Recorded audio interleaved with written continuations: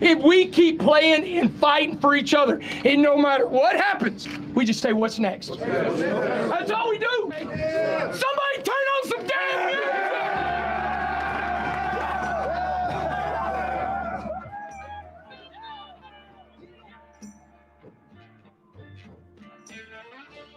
You're listening to the Gambling Gauchos. Talking Texas Tech, betting on the Big 12 and beyond.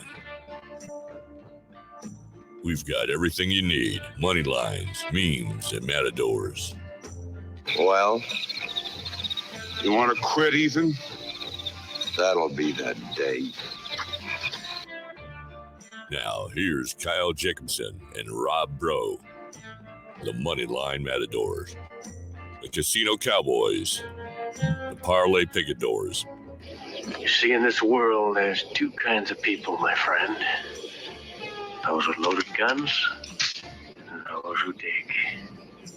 You dig. Win. The Gambling Gauchos.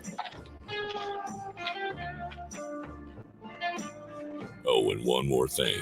It's all West Texas. It always has been.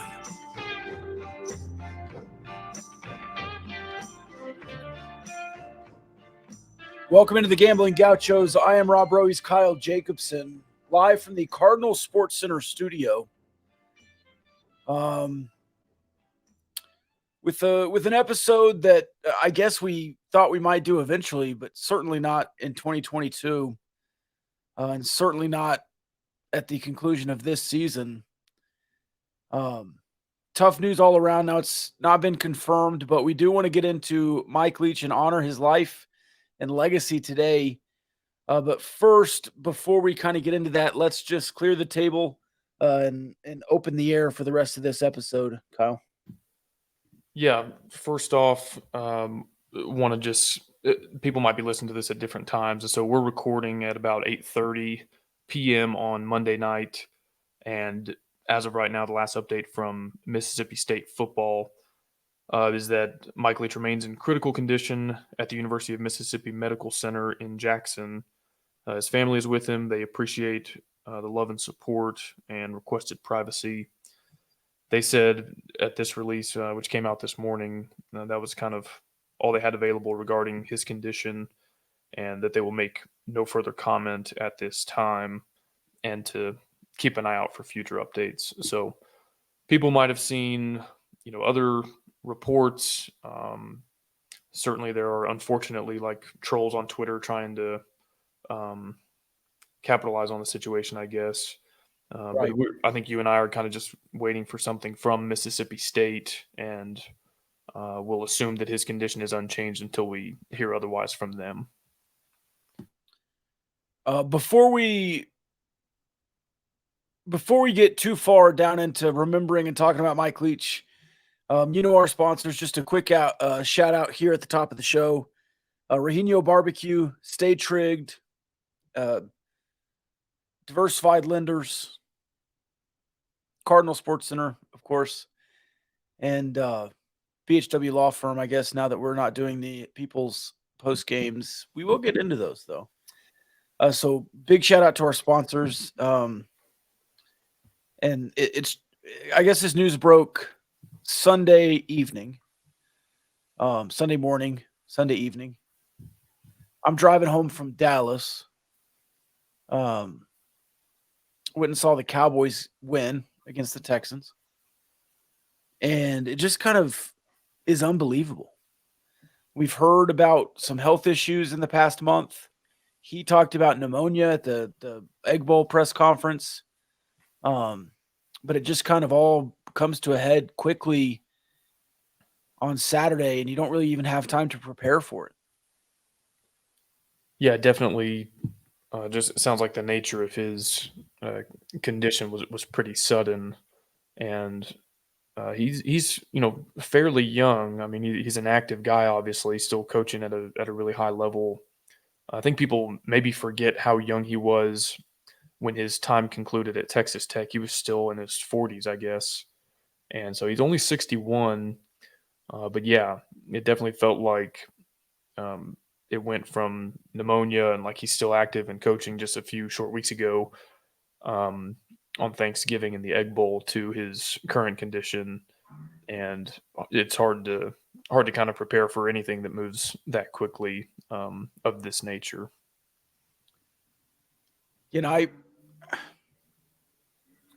didn't necessarily get emotional about the Mike Leach news. I mean, it's kind of like a celebrity death, you know? And Mike Leach obviously has not passed away at this moment, but even hearing somebody in critical care or whatever else, you kind of just have the memories that you made while enjoying what they did. So I just remember going to Texas Tech games with my dad. Just kind of an interesting culmination of a weekend of getting to go to my first Cowboys game with my dad. I've never been to one with him. And then kind of remembering all the times we had when I was in junior high or whatever else, going to these Texas Tech games during the Mike Leach era through high school. And it's just kind of it catches up to you, you know, because my dad is 61-ish. Mike Leach is 61-ish. And it just sometimes sports get so fictional where it doesn't seem real. And these are real human beings out there playing and coaching, and you just kind of talk about them in a way that it's fictional sometimes, but this is a real life human being, Mike Leach, that meant a lot to Lubbock and meant a lot to Texas Tech, and still means a lot to Lubbock, and still means to a lot of people here in Lubbock. Well, I think Leach especially so fits that description because of not only his personality, but his teams at Texas Tech. Like, he was not an ordinary football coach by any standard. Like, there's the whole pirate stuff, the comeback wins, the innovative style of play that just added to like what you're talking about, that sort of celebrity component where you forget this is a real person with, you know, a family just like everybody else. And, you know, people, because of how his time ended at Texas Tech and things that have transpired since then, it was 13 years ago now, almost to the week, you know, people have different thoughts on Leach and different memories of him, but all that is ultimately football related. Like, that was related to him being the coach here, the university's decision to not employ him anymore. And all of that right now is not only secondary, but far and away secondary to the relationships people had with Mike Leach and the memories he provided the fans, his players, his assistants. And so, you know, maybe someday there'll be a time to discuss all the other stuff, but I think you and I, for the next hour, or however long we want to reminisce on Mike Leach, will be strictly positive, strictly, you know, about the good memories that he imparted on so many during his career as a football coach. When we've had the privilege to talk to several ex-players, and every time we talk to somebody about Mike Leach, the humanizing nature of getting to hear some of the behind the scenes and what he was like, and some of the locker room stuff and some of the personable locker room talk or on the field or anything else that you just get to experience being Mike Leach's player. It just, everyone seems to have such a unique perspective on Mike Leach. And I think that's another thing that he does. He is so different for everyone, because you hear stories, and you've heard a lot of stories today on Twitter or otherwise, on radio shows, and everyone talking about it. And it's like, you know, I didn't know Mike Leach, but I met him once and we talked for an hour. It's like, that's just who Mike Leach was.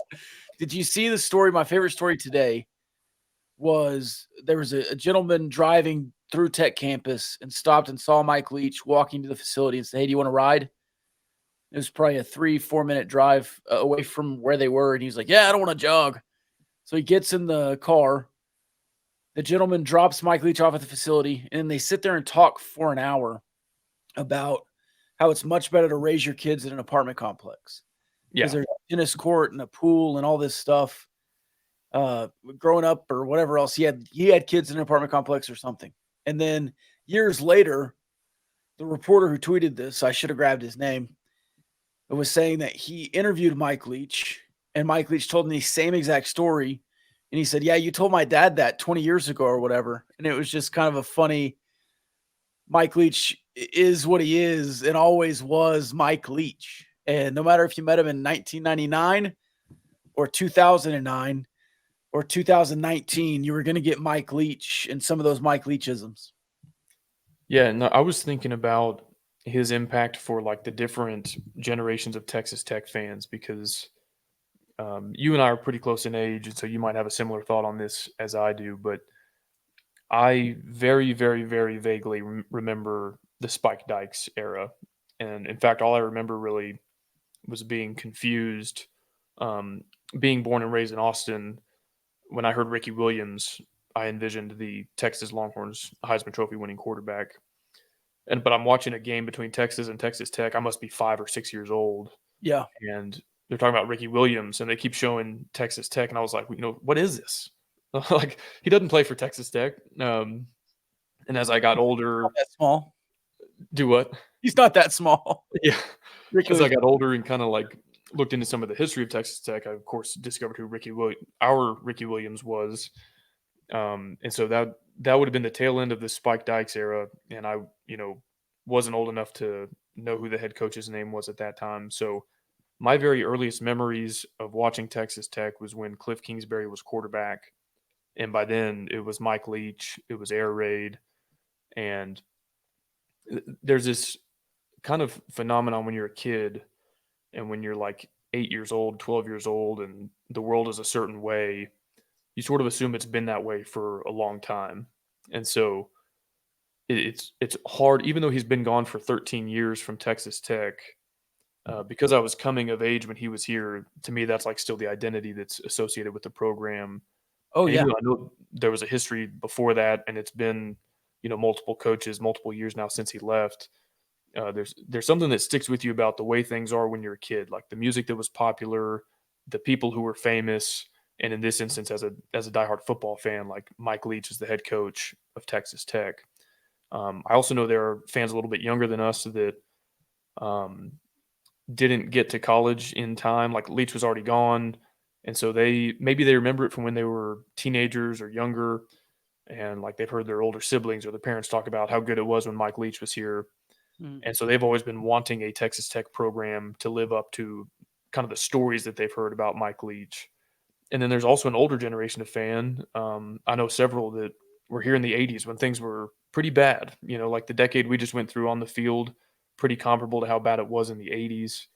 And so to them, they were kind of like, I think they appreciated Leach in a way when they were a little bit older as fans, in their 30s, 40s, thinking like, man, this guy is great. I wish we had been this good when I was in college. And so I feel like I'm sort of in the middle of that spectrum of fan, but I think people of different ages sort of appreciate him in different ways based on kind of how old they were when Mike Leach was here. Yeah, and what level of fan you are. Because especially if you just know Texas Tech and you asked nationally, if you polled 1,000 people what they knew about Texas Tech, it would either be Patrick Mahomes or Mike Leach. Yeah. I mean, still 13 years later, I still think people associate Texas Tech and the Double T with, Mike Leach used to coach there. Yeah, I've got two thoughts on that exact point, and appreciate you bringing it up. But like, my dad is not, he's not a sports fan at all to the same level you and I are. Like, if I asked him to name 3 current college quarterbacks, he might be able to give you Quinn Ewers because he still lives in Austin. He might be able to give you Caleb Williams, who just won the Heisman. I don't know if he could get a third, and he might not get those 2. Now, like, he'll watch a game with me, and he knows the rules, like he knows the schools and everything. But he's not like you and me in terms of fanhood. But like, even years after Leach left, I remember him asking me one time. He goes, "Hey, is that guy who's kind of a little bit crazy, like always going for it on 4th down? Is he still at Texas Tech?" And so, like, he knew Mike Leach. He didn't know his name, but like if he saw a picture of him, he'd be like, "Oh yeah, that's that one coach." That's Vince Gill. And he knew his identity. And so, yeah, his impact on the diehards like you and I and students at Texas Tech is one thing, but like you're talking about, somebody just walking down the street their only connection to Texas Tech that they might be able to make is with Mike Leach. And I've read this a lot over the last 24 hours. There's a name for it. I think it's called like the Gonzaga effect or something. But when Gonzaga first got really good at basketball in the late 90s, early 2000s, they saw a huge spike in the number of applications that their university received from high school students. Because it's a small school, and so they tried to keep the student population small. But when they started making runs in the NCAA tournament, suddenly a bunch of kids wanted to go to Gonzaga.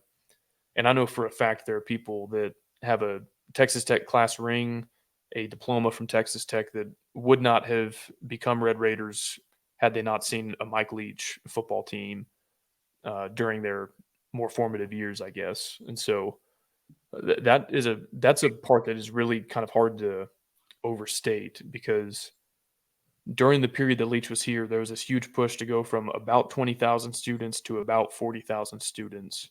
And I think a big part of why they were able to do that was because the football team was successful. And then you think about the trickle down, like how many people met their spouse at Texas Tech?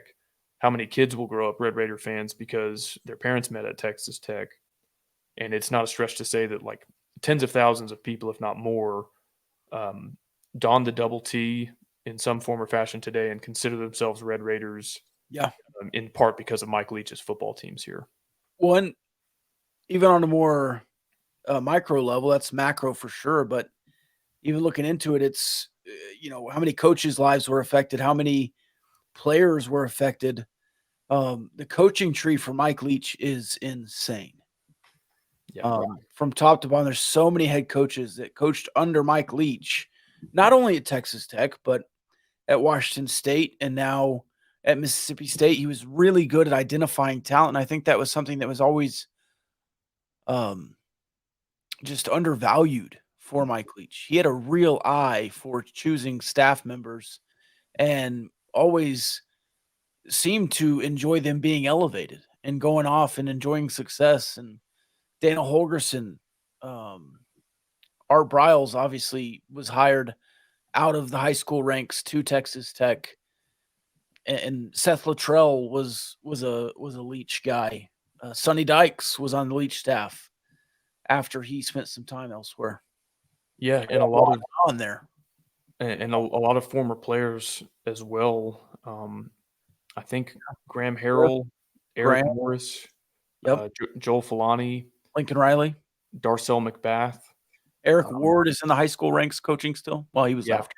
But some of them coached directly with him, as a grad assistant or whatever at one of his various stops. And I hope that that's something that Texas Tech fans, again, regardless of your feelings on his separation from the university in 2009, I hope this is something that Texas Tech fans in hindsight can appreciate a little bit, is that even if it wasn't necessarily on the best terms, different fan bases, different regions of the country had an opportunity to experience and appreciate Mike Leach because he no longer worked here. And he was a big deal in Texas. He was a big deal in the Big 12, but then he goes to a whole other corner of the country and is in Pullman, Washington for a while. And, I'm sure opposing Pac-12 fan bases have their own memories of Leach games from when he was at Wazoo and their own Leach stories. Now he's in the SEC doing it at Mississippi State, has only been there a few years. But that was something that was pretty cool to see last night when different people on Twitter were kind of pouring in with their thoughts and prayers for him, was that it was coming from all corners of college football. Yes, it was former coaches and former players, but even people totally unaffiliated, like North Carolina State fans, and I'm trying to think of others, some Kansas State fans, just people who got to watch him and his teams at various stops and had an appreciation for who he is and was. It speaks to how far-reaching his impact was on the game of college football and its fans. When you also have real effect, Big 12, and then you have obviously Nebraska going to the Big 10. Nebraska, I saw a bunch of Nebraska people tweeting about Mike Leach today. And then you have obviously the Pac-12 run with Washington State. The whole Pac-12 has been involved with Mike Leach for almost a decade after he left Texas Tech, and then the SEC. And so really nationally, I think people who are only like fans now of Texas Tech have a kind of a grasp that the Texas Tech brand is national, but it's kind of a basketball school or a baseball school. Texas Tech never competed on the national stage in football under Mike Leach. There was the one year where they truly were 11-1 and nearly got in the Big 12 championship if it wasn't kind of the weird South rules. And, you're a game away from a national championship. That's true competition. But that was the first year you really broke through. Even though you weren't doing that and just winning 8 or 9 games, Texas Tech football was national news. They were a national brand in the 2000s. And you had real legitimate stars at Texas Tech and after that lit up the world from Texas Tech. And that hasn't happened a whole lot since. But even Patrick Mahomes and Jakeem Grant and the stars you've had lead since Mike Leach, that was all laid by a foundation made by Mike Leach. Yeah, and I think there's also something to be said in terms of like the national profile. Even though, yes, you were not winning conference championships or like competing for BCS bowls or anything like that, pretty early in his tenure, I guess year 3, that they not only beat Clemson in the Tangerine Bowl, but stomped them. And that was Clemson in between their 1980s national title and today's Clemson, but still a big brand. That had to feel like a big deal to the fan base at that time. Just a couple years later, they beat a number 4 ranked Cal team that I don't think back then the fans knew who Aaron Rodgers and Marshawn Lynch were like we do today. Like those are 2 NFL Hall of Famers. And again, you like absolutely put it on them. The 2005 season, I think, was really special in its own way. Even though you lost in the Cotton Bowl to Alabama, you played Alabama, Nebraska, A&M, Texas, Oklahoma. And to kind of think where the sport is headed with conference realignment and everything, those are 5 brands that, you might not get to play 5 brands that big in a span of 5 years. And you played them all in one season and held your own really well against them too. I mean, Texas won a national title that year. They beat you pretty good, if I recall correctly. You beat OU on the last play of the game. You beat Nebraska late in the game in Lincoln. Lose on a last-second field goal to Alabama in the Cotton Bowl. I don't remember if they beat A&M that year. I can't remember off the top of my head. But then, you keep going. 2006. This isn't a big national profile game, but you win the largest bowl game comeback victory in the history of the sport. Yeah. And then you go to 2008 and you host College Game Day. You win at the last second versus number 1 ranked Texas. And, really all the way up till 2009. 2009 is kind of the forgotten season because of how it ended with him. And I know he didn't coach in the Alamo Bowl, but you beat a ranked Michigan State team. You lose to Houston early in that season, which was disappointing, I know, but they still ended up winning 9 games with an Alamo Bowl title, which is, something fans have been begging for ever since. And so it really just felt like there was no down period under Leach. Every single team made a bowl game. Every single team had a winning record. And even though you never quite reached a pinnacle of a conference championship or a BCS bowl win or something like that, there were still kind of historic, notable games and seasons across that decade that fans, I know, will appreciate for a long time to come. When you were setting personal records, individual records, Cliff came out of nowhere and threw for 5,000 yards, and then BJ threw for 5,000 yards, and then Sonny Cumbie had a big year, and then Cody Hodges had a big year, and then Graham Harrells had a big year. I want to go through the coaching tree real quick. We briefly mentioned it. Yeah. But I pulled this is on the Mississippi State website. These are head coaches, current head coaches that either played with or coached with Mike Leach on his staff. Dave Aranda, grad assistant under Leach from 2000 to 2002. Neil Brown, played wide receiver under Mike Leach in 1998 at Kentucky. Sonny Cumbie, well-versed, played, coached, sideline reported, all of that under Leach. Sonny Dykes coached wide receivers and later was the co-offensive coordinator under Leach from 2000 to 2006. Josh Heupel played quarterback for Mike Leach in 1999 at Oklahoma. Daniel Holgerson coached alongside as assistants at Valdosta State from 93 to 95. And then coached under Leach, was the offensive coordinator from 2000 to 2007. Cliff played for him. Seth Luttrell coached under him and played quarterback under Leach in 1999, was the backup. Was a running backs coach from 05 to 08. Lincoln Riley, well-known, was a student assistant, grad assistant from 2003 all the way through 2009. Ken Wilson, the linebackers coach at Washington State, took over Nevada this year. And then you have Robert Anae, the Syracuse offensive coordinator. Anae was an offensive line coach before Biedenbaugh. Biedenbaugh, offensive line coach, played for Leach in 1991 when Leach was the Iowa Wesleyan offensive coordinator, and then coached offensive line for Valdosta State when Leach was an assistant with him, and then served as running backs coach and offensive line coach for Leach from 2000 to 2006. Alex Grinch was headhunted by Mike Leach to take over the Washington State defense. Brandon Jones, offensive line coach Houston, played for Texas Tech. Eric Morris, Washington State offensive coordinator, future Texas State head coach. Have they decided that? And then Wes Welker, a coach for the Miami Dolphins. They did not get all of them. Mike Smith, Vikings outside linebackers coach, Mike Smith?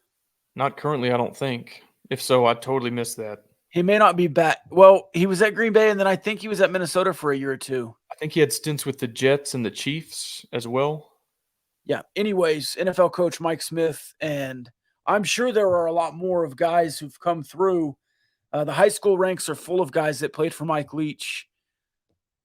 You mentioned Filani as well, who might have been right after. Probably played for the tail end too. It runs together, man. The 08 through 12 seasons with Leach and the moving on, but just an incredible legacy and something that's underrated. What kind of offense did you run in Austin? What high school did you go to?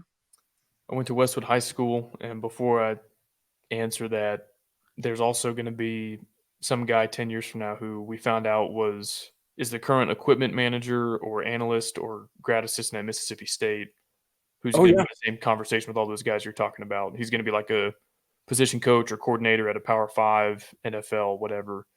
Zach Arnett, the guy that just took over as interim, he's been widely regarded as a guy that could go on and make some noise. So, yeah absolutely. But, I mean, I started playing football for the school in 7th grade, and I never took a snap under center. You know, it was shotgun from day one. Yeah. And that was 2005, just for perspective. And I want people to remember when Leach first got here, we were under center. Like the shotgun, I'm not saying Leach invented the shotgun, but the whole every snap being shotgun, wide splits thing came a little bit later in his tenure. And by 2005, middle schoolers were running, shotgun, quick game. I'm sure we ran a lot of the same exact screen plays that they did. I wasn't old enough at that point to be breaking down Texas Tech film. But yeah, when BJ Simmons tweeted today that his fingerprints are on every college football game, college professional, down to Pop Warner, players are running offenses that have Leach concepts in them. It is not an overstatement nor an understatement to say Mike Leach and Texas Tech dominated high school football from 2003 to now, because every school you see were running the air raid, and the schools that were wing T for 20 years and then got some hot new young coach that came in and tried to start running the air raid, and you have a guy who's handed off since 7th grade and is a senior and is trying to throw the ball for the first time in his career that dominated the landscape. Yeah. Dominated. And then you finally had, the athletes that started to figure it out. And all of the professional quarterbacks now that are coming out of Texas and Patrick Mahomes, Kyler Murray, Drew Brees was before that. What am I trying to get at? Abilene, Case Keenum. All these guys that came through a little bit after that who kind of grew up in that era, that they're all air raid core from high school to college to beyond. I wish I could remember catching up. I wish I could remember what year this happened, but I was young and I was watching either highlights or a Tech game with my youth baseball coach at the time. He was a big sports fan. He was also my basketball coach. He liked football. And I guess Tech was having a bad game or lost on this highlight reel. And he said almost verbatim, this was a long time ago, but something to the effect of, everyone's figuring out this Mike Leach offense and like he's done. He's toast now. The Big 12 has figured it out. It's a gimmick. And it was definitely before Harrell. So it was before, the best season Mike Leach has ever had, which was 2008. Certainly well before he orchestrated quite the turnaround at Washington State. So it was funny. It's funny to look back and think how early people counted him out. And there was a time when his quarterbacks were, they're system guys. They're not going to make it at the next level. They don't deserve Heisman consideration. And now one of his proteges has coached like 3 of the last 5 Heisman Trophy winners, running not the same offense, but certainly using concepts and principles. And guys like Case Keenum even are cashing checks on Sunday. And, so it's funny to think that people thought he was toast in like, let's call it 2004, and that everybody had figured it out in year 5 or something. And that, the gimmick was over. And instead, fast forwarding 15, 16 years from then, he's got his proteges that are extremely high-level coaches at all levels of football, and quarterbacks running those systems are now getting respect at the highest level in the college game and are welcome on NFL rosters and making an impact in the NFL on Sundays. One note from Big Hen in the stream says the hats in this stream are fire. Just quick, if you're just listening to this, I had my run the damn ball hat on when I came in. And I said, you know what? We're going to be talking about Mike Leach. I'm going to take this hat off. I'm going to move it away. If I had an Atmo hat, I would have put the Atmo hat on. And maybe that's the next one we make. Air that mother out. That was big time during the air raid era of the 2000s, the late 2000s, the early 2000s, whatever it was. But you have the classic Master Rider. I have a Texas Tech hockey hat on. So I did make a note of your hat when you joined, and I hadn't said anything about it. Yeah, somebody actually at lunch today, this is off topic, asked me, they thought this was like an actual vintage hat. They thought I must have gotten it like online or at a garage sale or something. I was like, no, it's a new hat. They just use the old logo. But anyway, there were a lot of, on Twitter the last 24 hours, a lot of, this is my favorite Mike Leach story, or this is my experience with him. Do you have one or two of those that you want to run through that, haven't gone viral on Twitter that everyone's already seen? Most of what people shared was from his time at Washington State, from his time at Mississippi State. So much of Mike Leach got killed in those early years at Texas Tech because social media wasn't around. I mean, that's why he was a national guy. They were playing Mike Leach press clippings on, Sports Center in 2003. Like, nobody else was getting those. College coaches from nobody knows getting that stuff. But I don't know. I always quote the not a effing one in the Baylor game, the locker room speech afterwards. After a win. After a win, talking about basically guys were eating the cheese and those guys aren't here anymore. You didn't go 11-1. Those guys did. even though there's some returners on the team. But that's a great one. That has been used to great effect on Twitter several times. Beyond that, the Fat Little Girlfriends was an epic rant. He never really got to his full potential at Texas Tech in press conferences because I don't think people really leaned into the you can ask him anything and he will answer it bit because there was no social media. When he was at Texas Tech, even in the later end, it's like they're doing their jobs. You can't just post a little video on Twitter and go viral. I don't think Don Williams would have asked him about marriage advice anyways, generally. Yeah, I don't remember how we got on this topic a few weeks ago before any of this was on the radar, but I mentioned that video of him giving dating advice to a college student. Yes. And the Kegel steak or whatever. Yeah. And so, of course, this weekend that clip resurfaced. And I had forgotten the funniest part about that, which is like the last 10 seconds when he's saying that you want to go to like some really hipster coffee shop so that if the conversation is stale and you're not sure like what to say next, you can just people watch and remark about. I think he talks about people with like a lot of piercings or tattoos or something. And he finishes it by saying, if that all goes well, you can trade internet schemes or emails with each other, of which I know nothing about. And then the clip just like abruptly ends. And so he put it for 20 more minutes and they just cut him off. And so I don't know when that video was. Let's say 2003, 2004. I don't know how prevalent. Like, I don't know if each college student had a laptop back then. I'm sure there were PCs and everything, but he's probably talking about like AOL Instant Messenger or college students exchanging email addresses or whatever.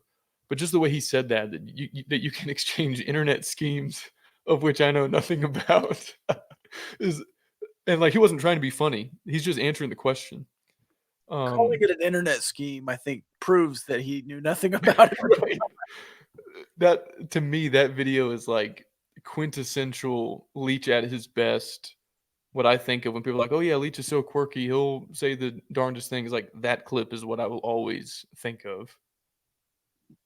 Did you follow Mike Leach on Twitter? I don't think so. No, I mean, I would see his like especially bizarre tweets get retweeted and stuff, but yeah, his Twitter feed is one of the most underrated aspects of Mike Leach. He would just retweet like a story about a zoo. No context. Just neat story. Here's a story about the San Juanito Zoo and how monkeys are throwing footballs. It's like, what? What does that even do? It's amazing. And he also would retweet like jokes from comedians and stuff. Do you know who Stephen Wright is?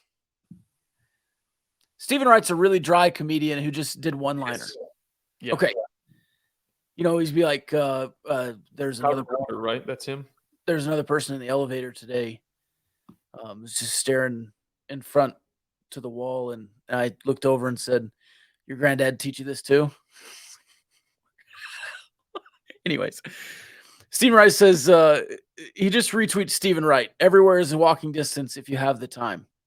Stephen Wright. It's like that's so Mike Leach. Like that is the no doubt Mike Leach loved listening to Stephen Wright and Mitch Hedberg and all those guys. Mitch Hedberg has the best one-liners. Yeah. So, yeah. It's funny.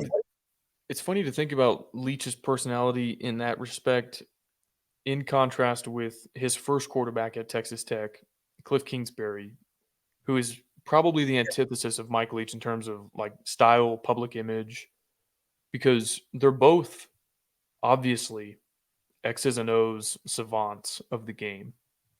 But I imagine Cliff like waking up at 4:30, going to lift weights, watching film, and doing nothing but hanging out at the Cardinals practice facility or the Texas Tech practice facility. Yeah. No social life, nothing. But with Leach, I'm like, how are you this X's and O's savant if you're reading news articles about the zoo and scrolling Twitter to see what Stephen Wright quote you can pass on today? One of his last retweets was an octopus punching a fish in the face. Like, and The tag says it's Uberfacts. Octopuses will punch fish for no reason. That's Mike Leach's Twitter feed. You just I scroll mean- through, it's like comedians, Art of War quotes, Yeah. octopus, and then the rules, the 9 rules for Coyote and Roadrunner. It's like what an eclectic person he was. You could talk to him about history, pop culture, dating advice, marriage advice, food advice. He had it all. He knew it all. And if he didn't know it all, he would just still say something funny. And that's what's funny about so I never met Mike Leach. He was not at Texas Tech when I got there, and I've not ever, met him since. But the people who have stories about meeting him, whether it was on campus or in Key West or whatever, none of them have a story about football. Like, they never say, man, Mike Leach was so cool. He talked to me about the win against Clemson or Texas, or he told me about this exchange he had with Gerald Myers or anything like that. It's always like, yeah, no, he just started talking to me about politics, business, history. And it's fascinating to me that, like, college and NFL coaches, he's one of the best, let's call it 60 guys in the world at what he does. Yet he's clearly on Twitter reading news articles about an octopus punching a fish, or Stephen Wright, or a zoo story, or whatever. It's like, how are you this good at what you do? Like, seemingly without trying is, I guess, what I'm getting at. Is Cliff, like, the public appearance is that Cliff dedicates his entire life to it, and that's why he's so good at it. With Leach, it's just like he was born with it somehow. It's just inherent to him. And he just rolls out of bed and checks Twitter, sees something funny, and then goes to work and is great at it. Makes no sense. Mike Leach graduated from Pepperdine Law. This is the comment that made me think of it was the fact that Leach never played football and was a Pepperdine Law grad who up and decided to coach football, Division I, no less. So he went to BYU, right? And then he won tickets to BYU season tickets. He won BYU season tickets at the 40-yard line and falls in love with football, offensive philosophy, goes to Pepperdine Law. I don't think he ever took the bar, and he asked his wife, hey, would you rather me be happy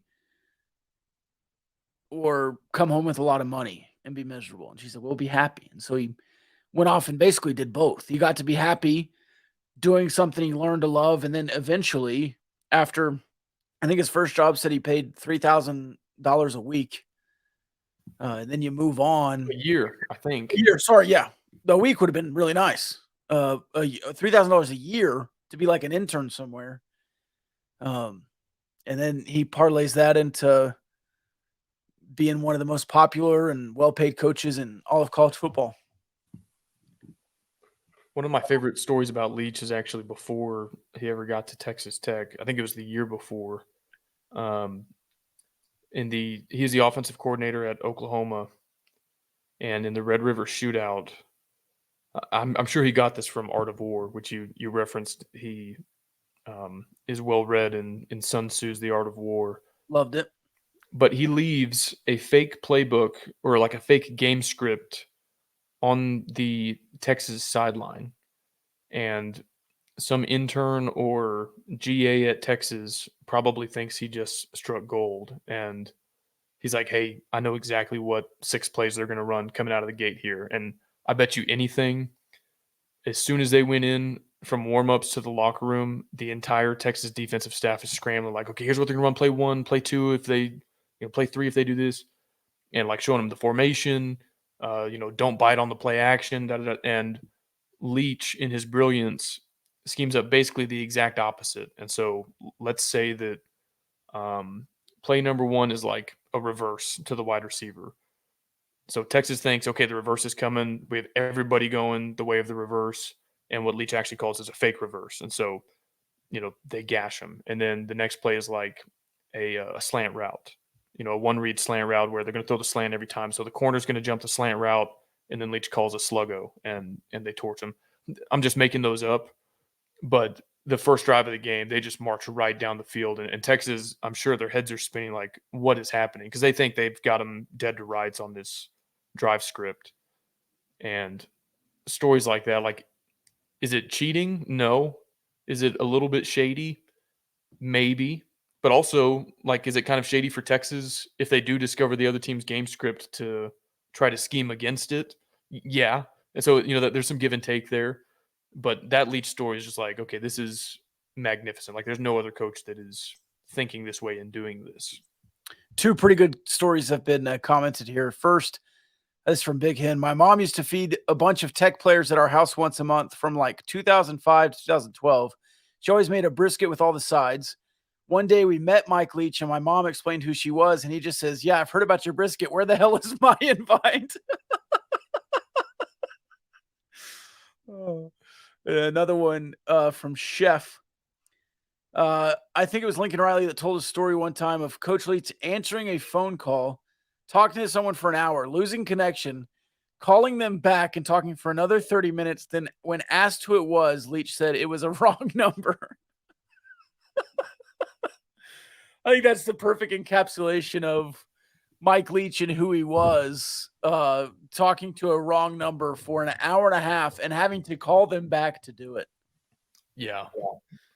I think it's safe to say there will not ever be another coach like Mike Leach in college football, just because of how innovative, how quirky and unique he was.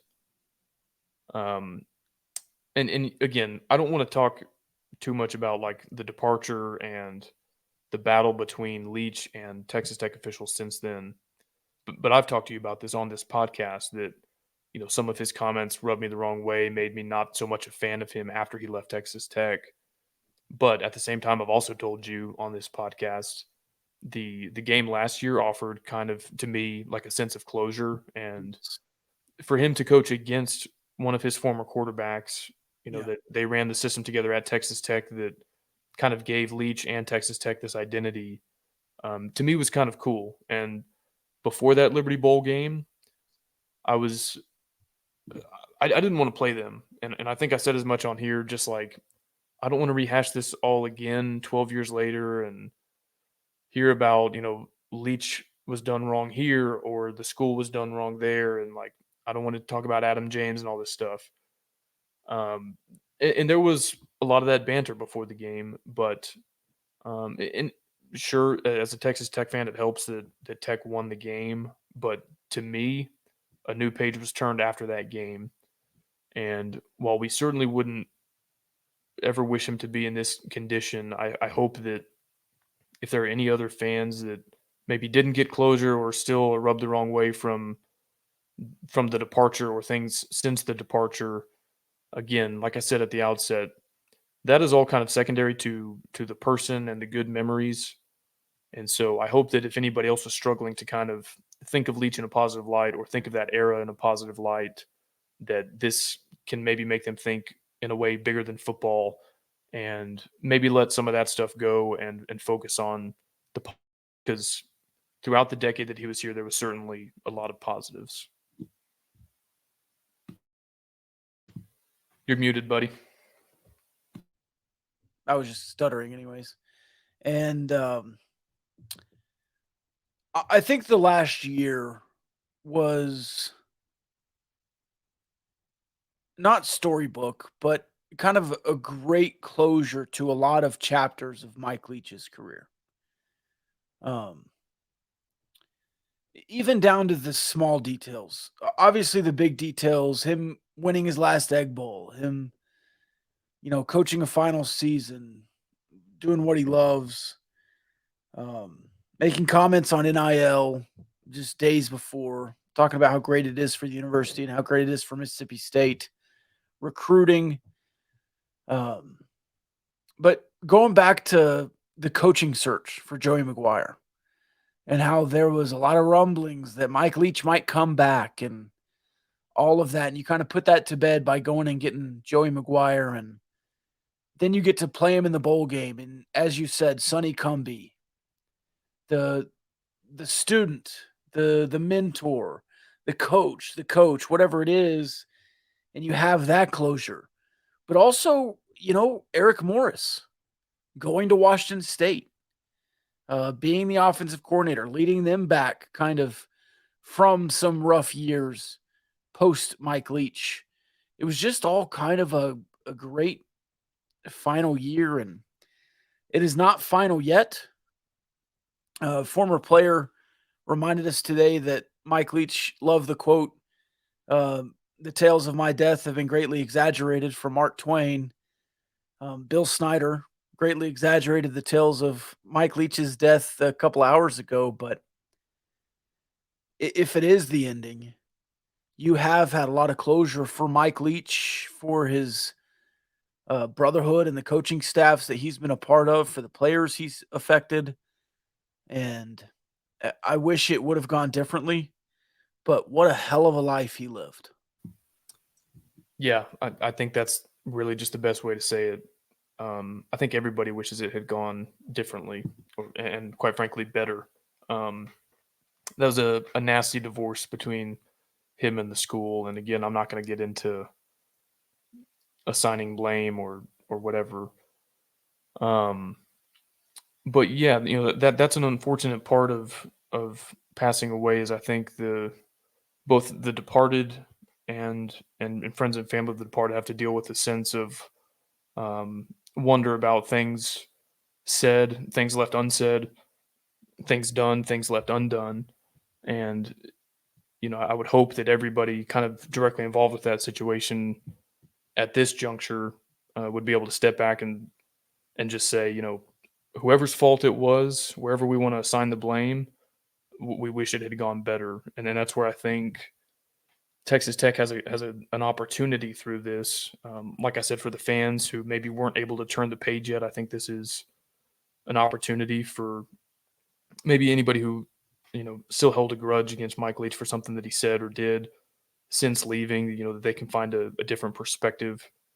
But, it gives the university as an institution an opportunity to, I don't know if make amends is the right word, but just to honor Mike Leach for what he did for the university. And you've already seen some of that. I mean, Joey McGuire has already, tweeted his support for Mike Leach.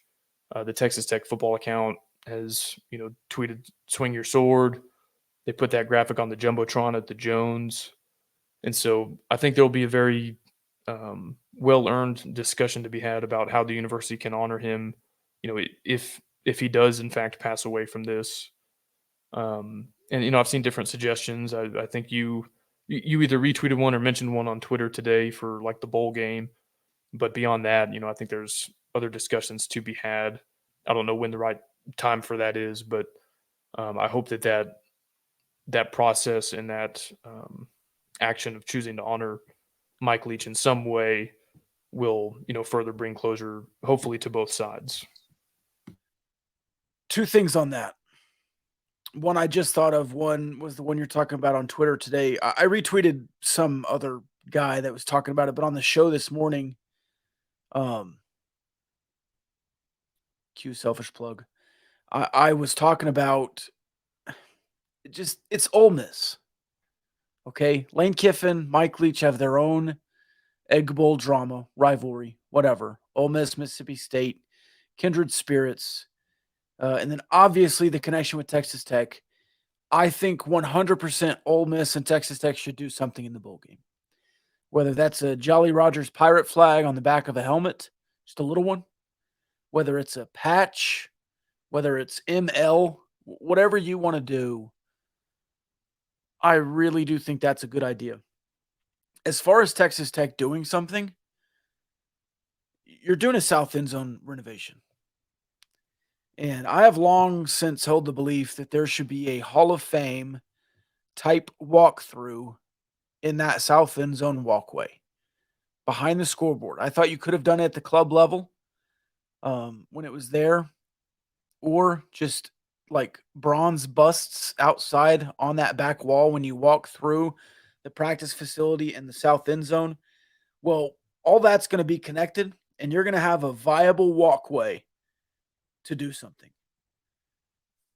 If Mike Leach and EJ Holub and Donnie Anderson and Elmer Tarbox and Michael Crabtree and Patrick Mahomes, if that whole history, Zach Thomas, all the way through, is not honored in some way physically, I think it's a real missed opportunity because you're talking about it to open the show today when we're talking about Mike Leach and the eras that people become a fan of Texas Tech.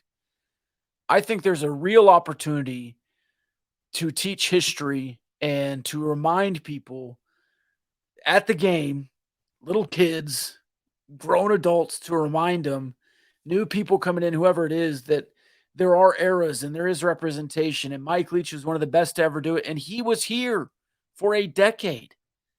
And I don't want to forget that. And I don't want to move on from it. I would like to be able to celebrate it.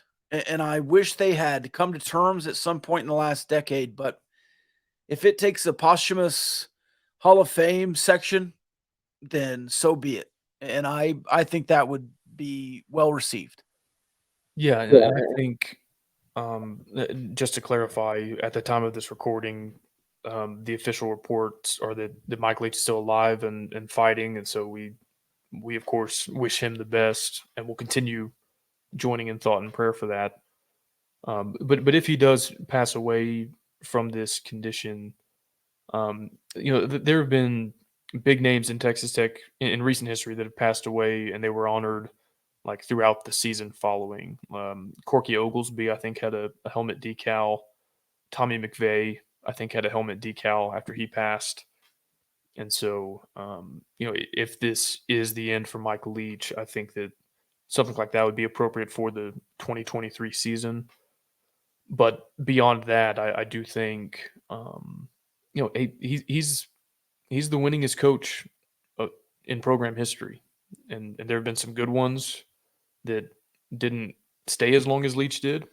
There have been good ones like Spike Dykes that stayed longer and still don't match Mike Leach's win total.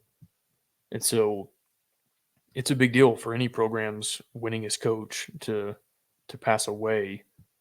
Currently there are no coaches in the Ring of Honor, just players. And so I don't know what the precedent is for that. Maybe they want to keep the Ring of Honor for players only. And if that's the case, and I'm not saying this should or shouldn't be, but if that's the case, there's still a Texas Tech Hall of Fame that several athletes and coaches across all sports are part of. And I don't think Mike Leach is part of that yet. And maybe they were waiting for him to no longer be an active head coach to induct him into that. But I think there should be some serious consideration for those types of things. And whether it's like you're talking about a physical, a hallway that's named after him, where he's on a walkway with other coaching legends, player legends. But even if that's not part of the renovation plans in the South End Zone or elsewhere, I think he should be given serious consideration for one of those types of distinctions, like the Texas Tech Hall of Fame, the Texas Tech Ring of Honor, if they're willing to consider putting a coach in there. I think he'd be on a short list of coaches to go up there. I mean, you could look at some of the really early ones that helped get the football program started here. And you could maybe look at a couple that had really high-end success, winning the Southwest Conference in 1976. You could certainly look at Spike Dykes for his longevity. But I don't think you'd get past number 3 or so on any realistic list of former head coaches here that might deserve consideration for the Ring of Honor.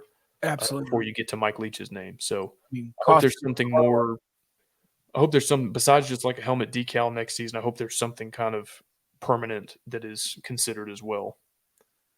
Well, especially with the offense you run. Like, people say it's not the air raid. People say you're doing different things. Nobody runs the air raid. Only Mike Leach runs the air raid. People have gone away from the air raid. He's the only one doing it. But if that's not the air raid, I don't know what is. What Zach Kittley put out there this season. And I know you're trying to run the ball more, and you and I both want to run the ball more. But if you're going to air the mother out and you're going to be so Leachian in your concepts that you're throwing to space and throwing to the sideline, and balance isn't running the ball 50-50, balance is getting touches for all of your skill positions. That's Mike Leach's philosophy. One of the best breakdowns of balance I've ever heard was Mike Leach in a press conference talking about, well, you're not running the ball 50-50. Well, you're not balanced. And he basically went through that whole thing. If that's the deal, then you're honoring him that way. So figure out a way to do it on the field. I think there should be some physical representation. And you're right. I think Texas Tech has done a really fine job in the last 10 years catching up on some Hall of Fame stuff, catching up on some Ring of Honor stuff that was sorely lacking for a long time. Catch up some more. And if you need to put 2 or 3 guys in a year to catch up for all the years that you didn't put anybody in, then you can do that. And I think Spike is well-deserved. I think Mike Leach is well-deserved. I think there's maybe 1 or 2 other coaches that would be well-deserved to go in there. And if you have a coaches section and a players section, whatever it is, I think those are both feasible and doable. Yeah, I think so too. Something else that you kind of alluded to earlier, the players that he coached in his career, but specifically at Texas Tech, we're just past college football awards season and didn't ever quite get a Heisman finalist, but Crabtree and Harrell were, I think, 4th and 5th in 2008, respectively. I think 3 of his quarterbacks won the Johnny Unitas Golden Arm Award or the Sammy Baugh Trophy. I think one of those is specifically for a senior quarterback. Mm-hmm. The other one is just like top quarterback. Wes Welker won top kick returner under Mike Leach's tutelage. Yep. Of course, Michael Crabtree, the first 2-time Biletnikoff Award winner.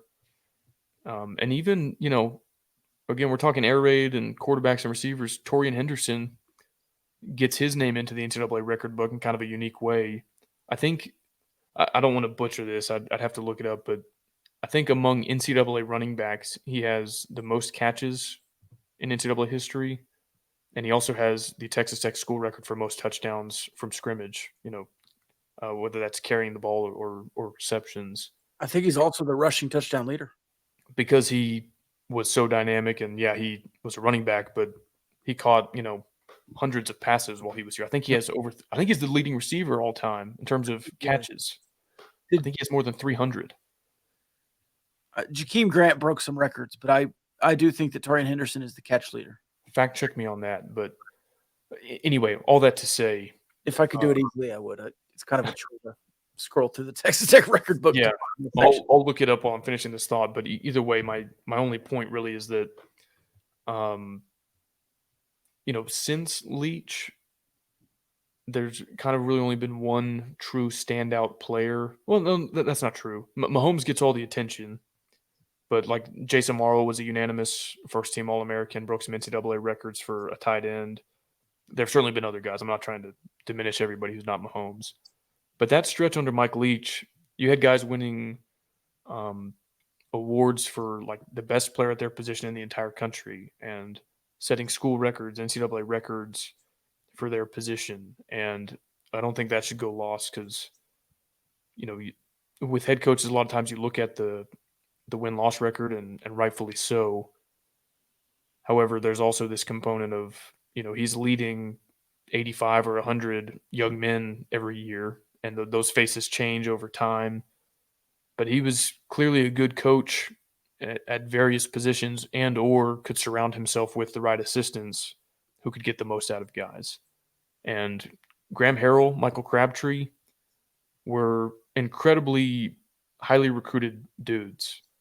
But Wes Welker was not. They took a chance on him, last-minute deal, didn't have other offers coming out of high school, and he becomes an all-timer in his own right. And so, I almost wish I could sit down in a room with like 20 or 30 former Leach players like that and just like absorb stuff from them, because I'm sure they all have a very sincere appreciation of him and a unique perspective on him as a coach from their playing days. Yeah, no doubt. We could probably get that done in the next couple of weeks, or maybe that's something we revisit in the off season. Maybe not 20, but could probably gather together 5 or 10 ex-players and have kind of a roundtable on Mike Leach. I think that's actually something that we should do. Let's give it a month or two, I think, and not just immediately reach out in the aftermath.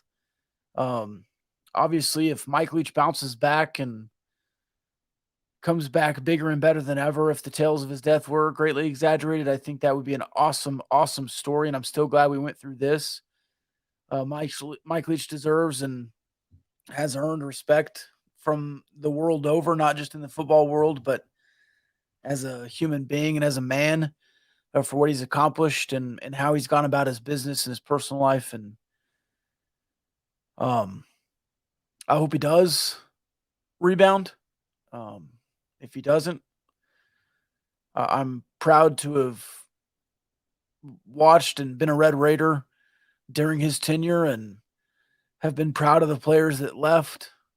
Still to this day, I'm very blessed to be able to be in contact with guys like BJ Simmons and watch Cliff Kingsbury in the NFL on Monday Night Football. Currently, I was going to look at that score earlier. Did you hear that? No. Yeah. Okay. ESPN.com auto plays. I was going to look at the score, but anyways, the tenure will be widely regarded, and I'm happy for that. Yeah.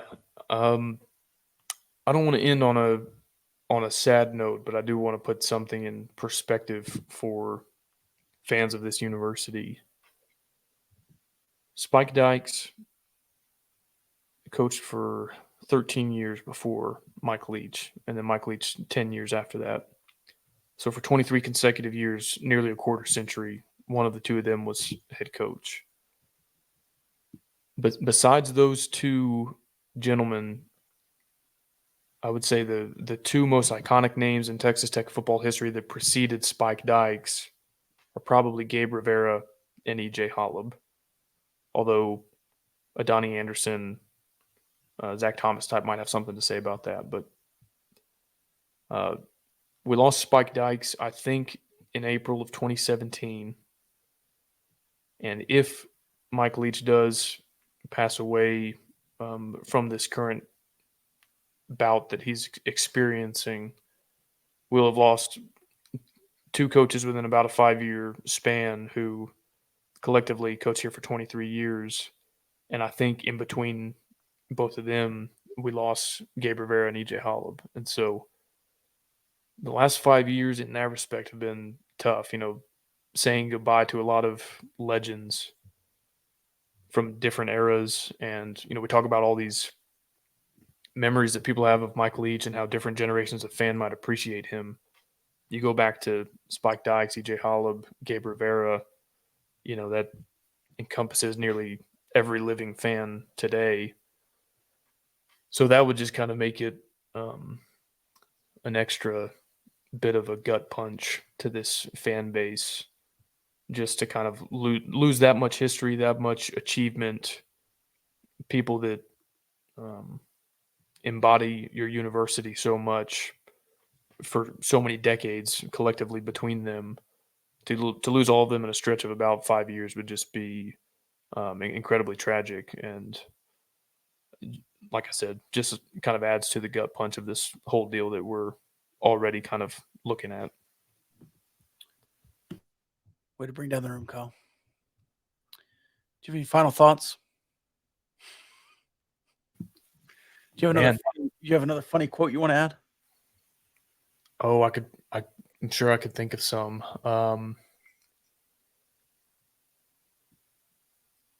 Well, I can't remember exactly what he said, but one thing I'll leave people with was when we interviewed Sonny Cumbie this past summer, kind of asked him, hey, this is an unusual deal that you went through when you were the head coach against your former head coach, and kind of asked him what that was like.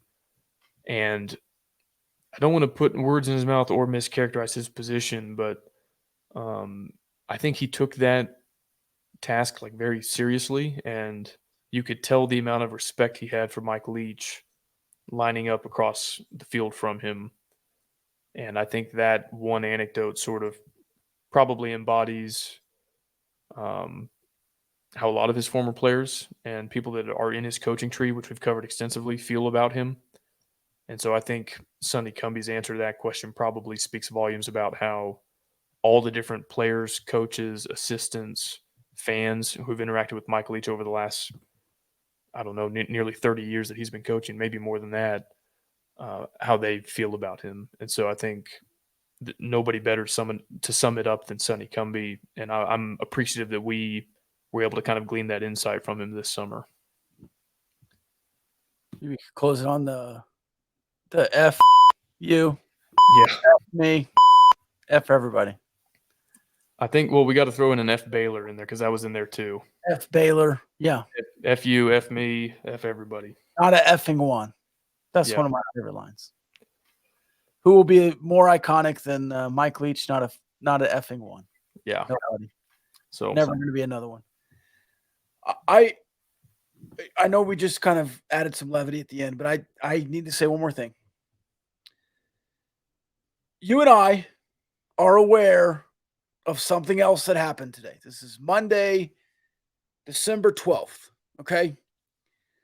I discussed this on my radio show today as it was breaking news.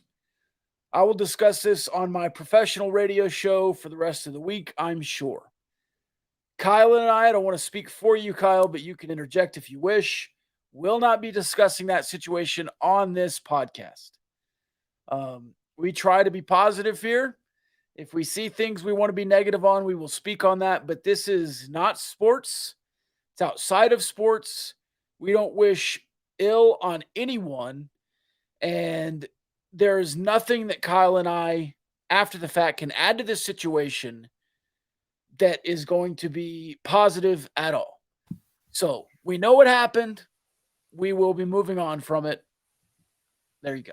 Yeah, I think I don't have much to add, but we'll probably talk about that the same way we would if it happened at another Big 12 school.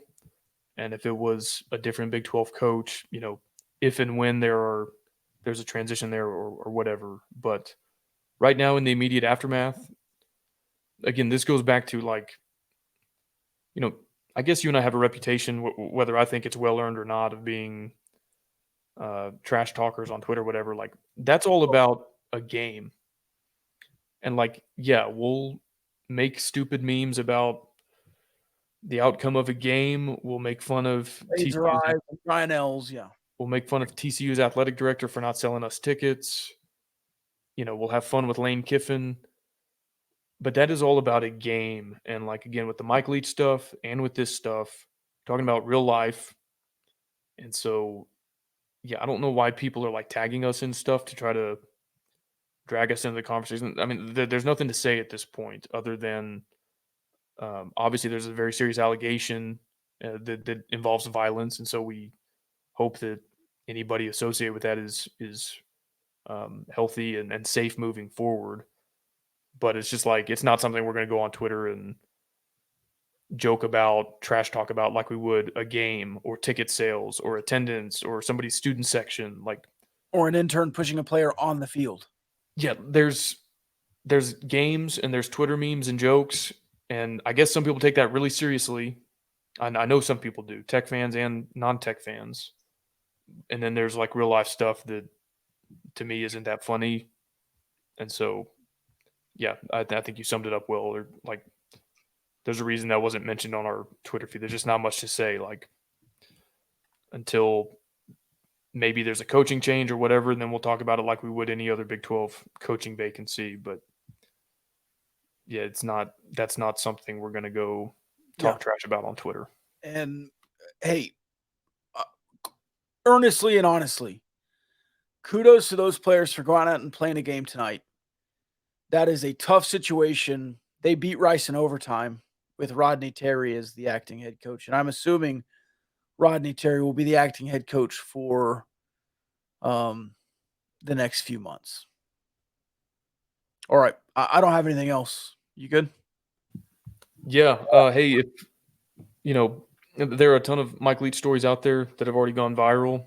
If you have your own because you met him in a bar in Wyoming one time in 2003, and you want us to share it, and some people might not want to share those stories. Like those might be private moments or whatever. But if you want us to inbox a funny Mike Leach story or whatever, I mean, send it to us on Twitter or whatever. I mean, I think we could all use some of those cool stories and Absolutely. moments of joy that he brought to people, no matter what happens to him in the coming days. So, yeah, I'll just end it with that, saying what I've said a couple times already. Would encourage people to think about the positive moments, the good memories, no matter what era of fan they are. And I think we could all kind of do well by reminiscing on some of that in the coming days.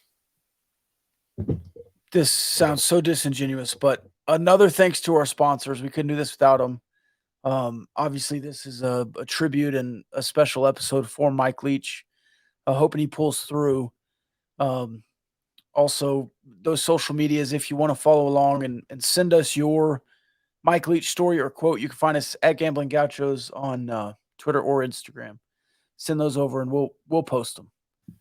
And I don't think there could be too many on that. No. Take care of each other out there. Love y'all. Sorry. Go ahead. Life is short. Call your mom, call your dad, hug your family. Yeah. Mike Leach was, for all intents and purposes, healthy a month ago. And here he is. Again, this is a Twitter thread. You can go find it at Rob Bro Show. But I was really emotional this afternoon thinking of just going to a game with my dad.